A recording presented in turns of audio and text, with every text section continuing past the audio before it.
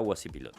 Así es. Bueno, y vamos a hablar un poco de economía. Empezábamos el programa hablando acerca de esta nueva suba del dólar que llegó a 1.380, la justificación, ¿no?, del equipo económico del gobierno nacional, que dice que no sube, flota. Luis Caputo dijo que la reacción exagerada de los bancos no debería preocupar, y que además atribuyó la subida del dólar al riesgo Cuca. Estamos en comunicación con el economista Martín Burgos. Ya lo saludamos, Martín. Ignacio y Rocío estamos por aquí. ¿Cómo te va?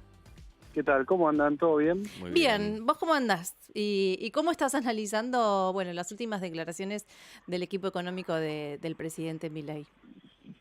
Bueno, sí, digamos que están tratando de dar muestra de tranquilidad, ¿no? Pero yo creo que acá hay un problema bastante grave que eclosiona, ¿no? Todos los economistas venían diciendo en general, y yo te diría el 90% de los economistas venían diciendo que este modelo tenía un grave problema desde el punto de vista del sector externo, y de que de alguna forma iba a haber alguna expresión como lo que pasó el día de ayer, que subió 4% el dólar, pero pensemos que en todo el mes de julio subió algo así como 14%, ¿no? ¿Esto se Entonces, puede bueno, reflejar en precios? Digo, ¿se trasladará a la exacto. suba de El precios? gran tema ahí es si se puede trasladar o no a precios.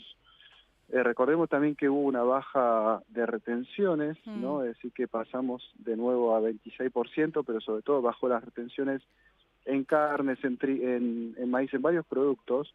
Y generalmente cuando uno baja retenciones, como se hizo, por ejemplo, a principio de año, lo que eso se termina trasladando a precios, ¿no? Porque simplemente vos una retención, si algo vale $100, si tu retención es de 30, bueno, el mercado interno va a salir 70.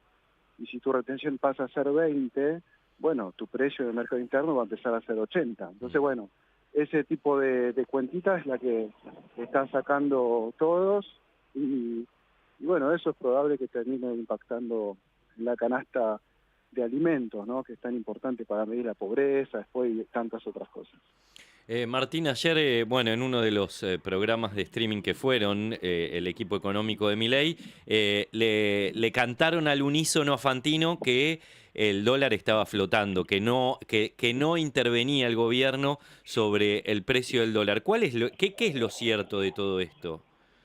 Bueno, no, obviamente están interviniendo y no me parece que esté mal que hagan eso, en el sentido que no nos conviene a nadie que todo esto termine de un día para el otro llegando al techo de la banda, y hay que Mm, tratar de que eso no ocurra, ¿no? Porque claro, verdaderamente sería bastante violento para todos los que tienen ingresos en pesos, es decir, claro. casi todos los argentinos. Bueno, eso sería dramático. Y vos, La cuestión, perdóname que te interrumpa con esto. ¿Y vos sentís que va a seguir subiendo? Digo, porque está a cuánto, a 20 pesos de la banda, del techo. sí, sí, está muy cerca. En verdad, la banda fue subiendo, está más arriba de 1.400, Mm, está más cerca de 1.450, pero ok. bueno, si sigue ese ritmo, claramente podría llegar a pasar. A ver, lo que pasa es que el gobierno, si quiere empezar a comprar, él puede comprar dentro de la banda también, Mm, ¿sí? No es algo que es un impedimento, simplemente es una regla que ellos se autoimpusieron. Vamos a comprar y vender solo en las bandas. Entonces, bueno, límite de las bandas. claro, en los Entonces, extremos. bueno, hay que ver un poco qué pasa en el sentido de, bueno, ver cómo termina influyendo, ver qué quieren hacer ellos y qué pueden hacer. ¿Qué quieren hacer en el sentido que ellos tienen instrumentos para intervenir, obviamente, pero qué quieren hacer en el sentido que si a ellos les conviene que el dólar flote, como ellos expresan, o si no les conviene, ¿no? O hasta qué punto pueden dejar que el dólar siga flotando así. Así que, bueno, esperemos Mm, que tomen un poco de realismo en todo esto. Yo creo que hay mucha ideología, hay claro. mucho canchereo, yo te diría Sí, y incluso, también ¿no? te quería preguntar sobre esto. La tapa de Diario Clarín hoy dice, el gobierno no lo ve mal a que el dólar se haya ido a este precio que cerró ayer.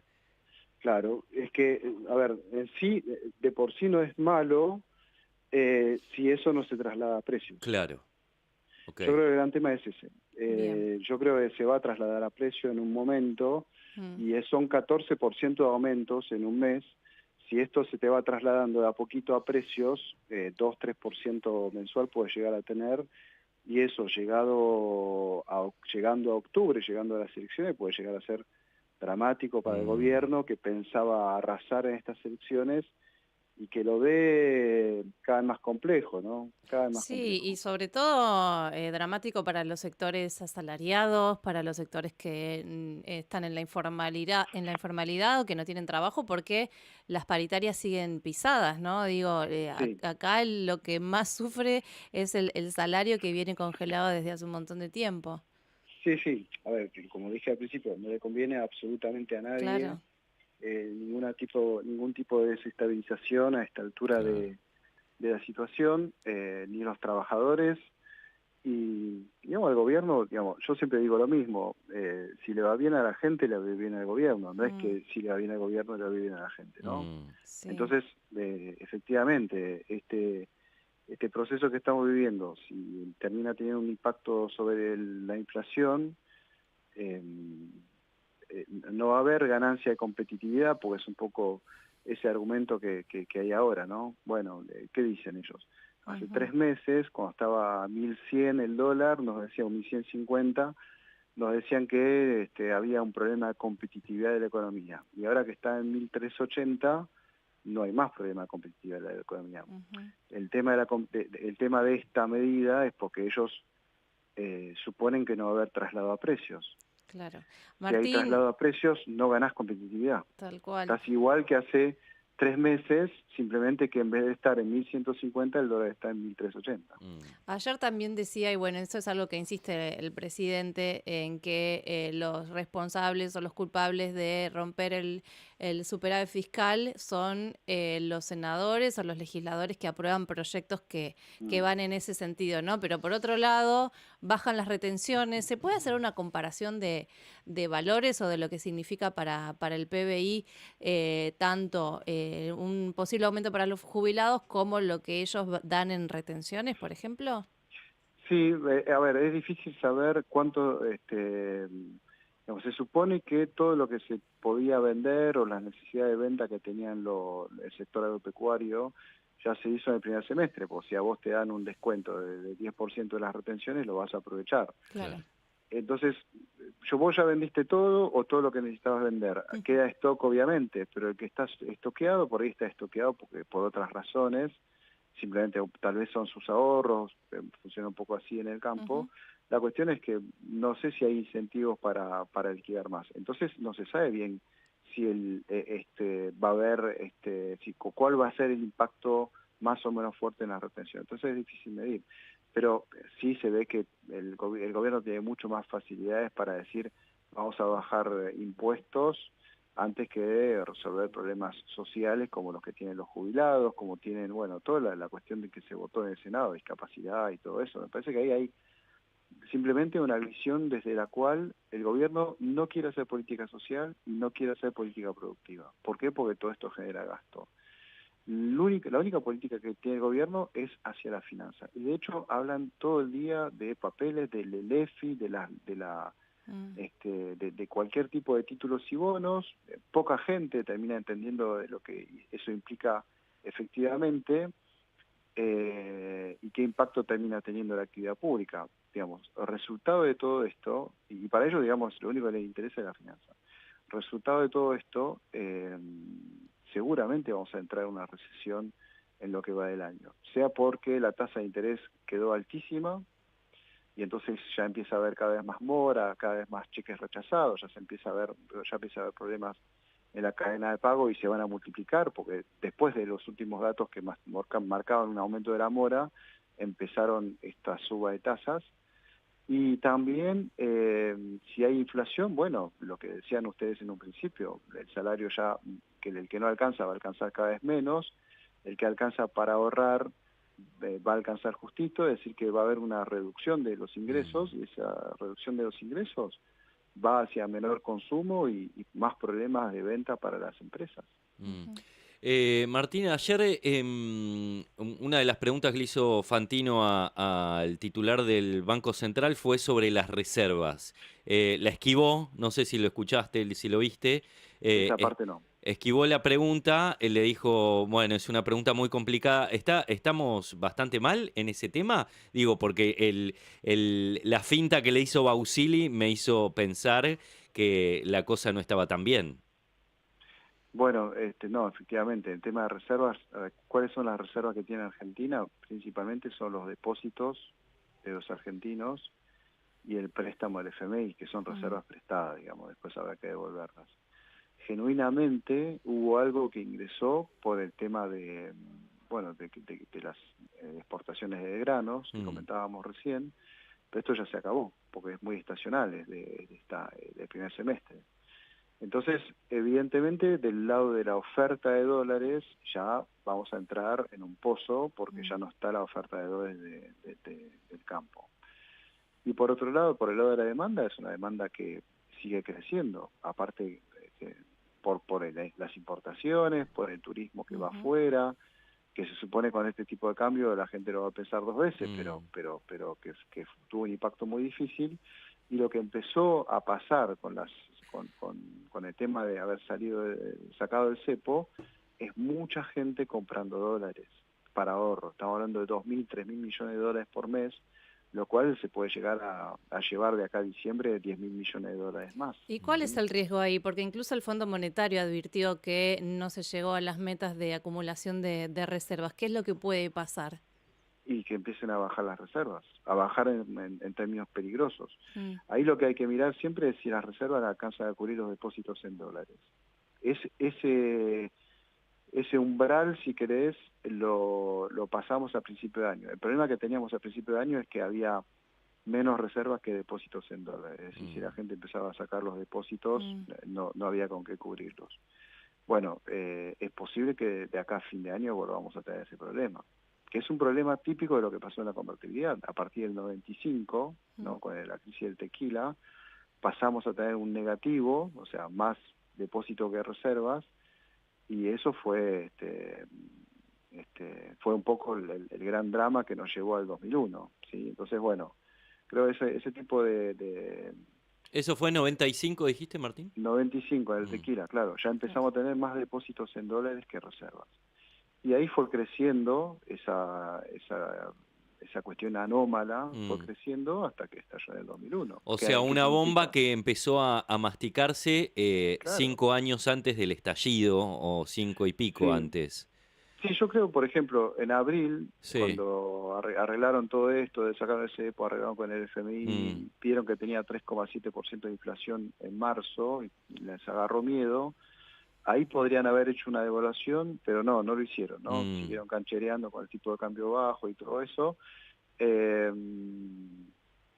tal vez era el 90, o sea, encapsularon la crisis que existía, la encapsularon, y en verdad al encapsular la crisis, como se hizo en la crisis del tequila del 95, terminás llevando a problemas cada vez mayores, terminás haciéndose una bola de nieve. Bueno, por ahora yo creo no tendría obviamente las consecuencias del 2001, pero sí cada devaluación es todo un problema para los ingresos populares, para lo que es el crecimiento económico, algunas perspectivas de mediano plazo, complica todo. Tal cual. Bueno. ¿Hay que preocuparse a esta altura? A cómo viene, digo, las comparaciones que hiciste, los analistas que también hablan de una suerte de un momento bastante delicado. Es delicado, no es una crisis, digamos, estamos entrando en una crisis, yo te diría, no es una más, pero bueno, a mí me preocupa mucho la fragilidad del gobierno en términos políticos, ¿no? Tiene muy pocos diputados, bueno, ni hablar gobernadores y todo eso, y está peleado con mucha gente, digamos, eso es lo que más me preocupa. Después, en términos, no estamos en el 2001, en el sentido que no hay que correr a sacar los depósitos porque no estamos ahí. Hay otra seguridad, digamos, en ese otra sentido. cosa, sí, hay muchas reglas legislación que se puso, claro, después del 2002, que impiden que esas cuestiones vuelvan a suceder, y de hecho, digamos, siempre digo lo mismo, y cualquier sea, porque un poco pasó un poco esas preguntas aparecían con Macri, sobre todo en 2018 y 2019, y yo decía, no, miren, no es la misma situación que el 2001, no es la misma situación que el 2001, y con Alberto Fernández también me preguntaban lo mismo, y no es la misma situación. Cambió muchísimo el sistema bancario desde entonces.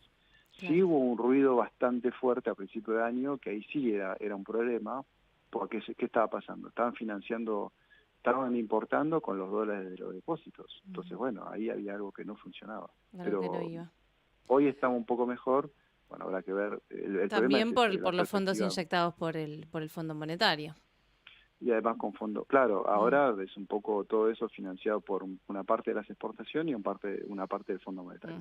Lo que va a pasar de acá a fin de año es que no vamos a fumar la plata del fondo en gastos corrientes. No, y el punto es que no vemos tampoco que haya inversiones o que estas sumas extraordinarias del Fondo Monetario tengan una consecuencia, digo, no sé, que mejore el sistema productivo, que haya industrias, todo lo contrario, ¿no?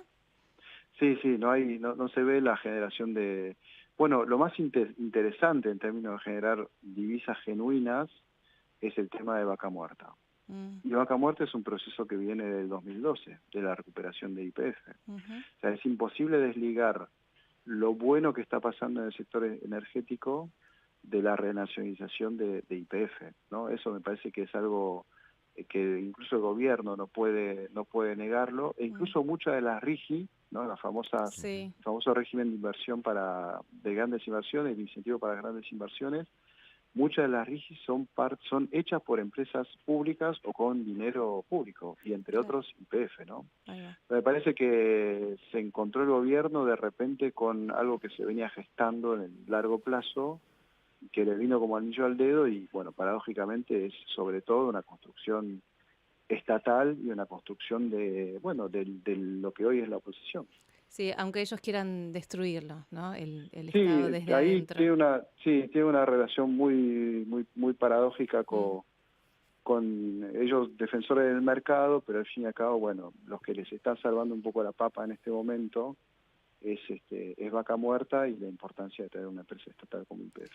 Muy interesante tu análisis. Martín, te agradecemos un montón por esta charla y esta explicación que siempre es necesaria, ¿no? En cuestiones económicas, y te volvemos a llamar en